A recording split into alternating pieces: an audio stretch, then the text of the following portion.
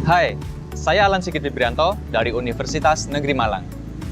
Globalisasi yang berdampak pada setiap aspek kehidupan manusia di seluruh penjuru dunia, termasuk di Indonesia.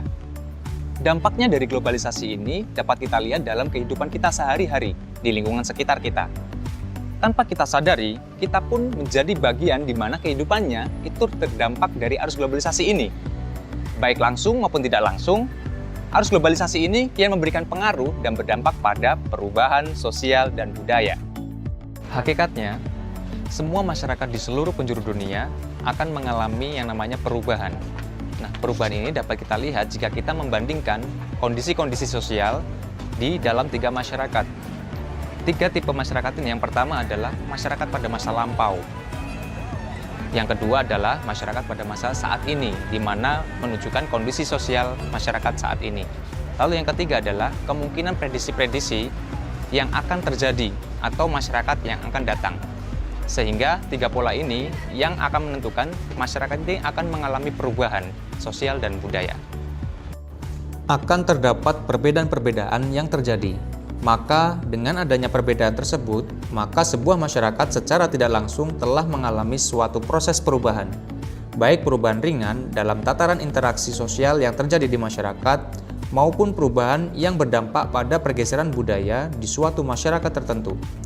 Sehingga dapat dikatakan bahwa masyarakat akan terus-menerus mengalami perubahan. Tentunya perubahan-perubahan yang terjadi pada masyarakat yang satu dengan masyarakat yang lainnya akan mengalami perbedaan. Perbedaan ini dapat dilihat dari bagaimana karakteristik masyarakat tersebut. Ada masyarakat tradisional yang sifatnya sangat tertutup, sehingga perubahan yang terjadi membutuhkan waktu yang lama. Ada pula masyarakat dengan karakteristik lebih terbuka, dengan berbagai macam perubahan.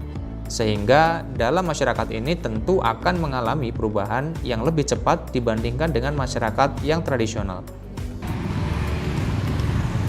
Jadi, pada dasarnya ada beberapa bentuk dalam proses perubahan sosial budaya. Yang pertama, proses perubahan dilihat dari lamanya proses, dibagi menjadi dua. Yang pertama adalah perubahan sosial yang sifatnya lambat atau evolusi, dan yang kedua adalah perubahan sosial yang bersifat cepat atau revolusi. Kedua, perubahan sosial budaya dilihat dari arah perkembangannya, yaitu pertama perubahan ke arah kemajuan atau progres, dan juga ada perubahan yang ke arah kemunduran atau regres. Yang ketiga, perubahan sosial budaya dilihat dari dampaknya, yaitu ada perubahan yang kecil pengaruhnya dan juga perubahan yang besar pengaruhnya. Yang keempat adalah perubahan sosial budaya dilihat atas kehendak dari masyarakatnya. Ada perubahan sosial budaya yang dikehendaki atau direncanakan, atau biasa disebut intended change, serta ada juga perubahan sosial budaya yang tidak direncanakan atau tidak dikehendaki. Biasanya juga disebut sebagai unintended atau unplanned change. Ada beberapa faktor pendorong di dalam proses perubahan sosial dan budaya di suatu masyarakat. Beberapa faktor pendorong tersebut diantaranya adalah yang pertama, adanya kontak dengan kebudayaan lain. Lalu yang kedua, adanya sistem pendidikan formal yang maju. Ketiga, adanya sikap toleransi dengan berbagai perbedaan. Keempat, adanya sistem terbuka dalam lapisan-lapisan masyarakat. Kelima, penduduknya heterogen. Keenam, munculnya ketidakpuasan masyarakat terhadap keputusan atau bidang-bidang kehidupan tertentu. Ketujuh, adanya orientasi untuk menuju ke masa depan dalam sebuah masyarakat. Yang kedelapan, adanya nilai bahwa manusia harus senantiasa berikhtiar untuk memperbaiki hidupnya. Nah, beberapa faktor yang telah disebutkan tadi merupakan faktor pendorong di dalam proses perubahan sosial budaya di dalam suatu masyarakat. Ada pula tahapan sikap masyarakat dalam menanggapi proses perubahan sosial budaya ini. Yang pertama adalah sikap a priori atau berprasangka buruk atau negative thinking. Lalu sikap yang kedua adalah sikap imitasi atau meniru perubahan sosial budaya yang ada. Yang ketiga, sikap selektif, di mana masyarakat memiliki sikap dalam memilah perubahan yang terjadi.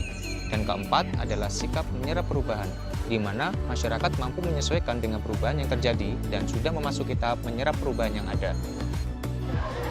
Itulah sekelumit yang dapat kita pelajari mengenai perubahan sosial budaya di dalam sosiologi. Terima kasih telah menyaksikan video ini, semoga video ini dapat bermanfaat dan menambah wawasan kita semua.